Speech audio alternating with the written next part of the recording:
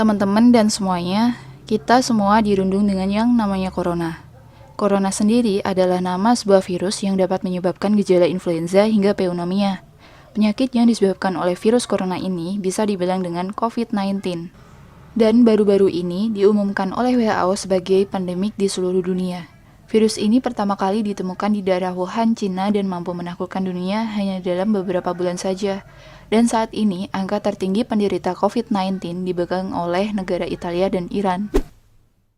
Lalu bagaimana sih virus ini bisa masuk ke Indonesia? Kronologi munculnya virus corona di Indonesia berawal saat adanya kontak terhadap kasus 1 bertemu dengan warga negara asing asal Jepang yang saat itu menderita COVID-19. Diketahui mereka melakukan kontak yang cukup dekat sehingga mengakibatkan warga negara Indonesia berusia 31 tahun tersebut tertular COVID-19. Kemudian kasus 2 terinfeksi virus corona saat sedang merawat anaknya yang kasus pertama yang sedang sakit. Lalu setelahnya banyak sekali kabar bahwa corona ini sudah masuk ke beberapa orang hingga terjadi merebaknya virus corona di Indonesia. Lalu pada tanggal 22 Maret menurut Kemenkes RI hingga saat ini sudah ada 514 orang positif COVID-19.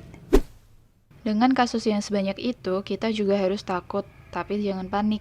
Setiap hari ada aja kasus positif COVID-19 ini. So, kalau udah sampai sini kita harus gimana sih? Di sini gue bakal menginformasikan apa sih gejala COVID-19 ini.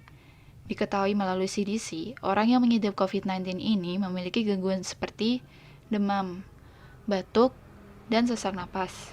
So, kita sebagai manusia pastinya ingin mencegah penyakit itu ya kan? Nah, terus di sini gue bakal kasih tahu ada beberapa cara bagaimana melindungi diri kita terhadap virus corona ini. Yang pertama, basuh tangan kalian. Nah, kapan aja sih kita diharuskan cuci tangan?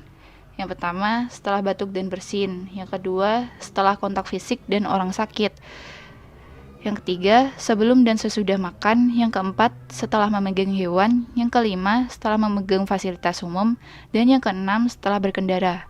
So, jangan lupa untuk cuci tangan ya. Terus yang kedua, pakai masker. Nah, masker ini bisa mencegah kita untuk tertular dari orang lain atau mencegah kita menularkan diri ke orang lain. Yang ketiga, social distancing. Nah, apa sih social distancing itu? Nah, kita itu diterapkan dengan menghindar dari kerumunan orang. Jika kita keluar rumah, kita juga harus memberi space terhadap diri kita dengan orang lain. Terus, ini membuat penularan virus lebih minim untuk terjadi.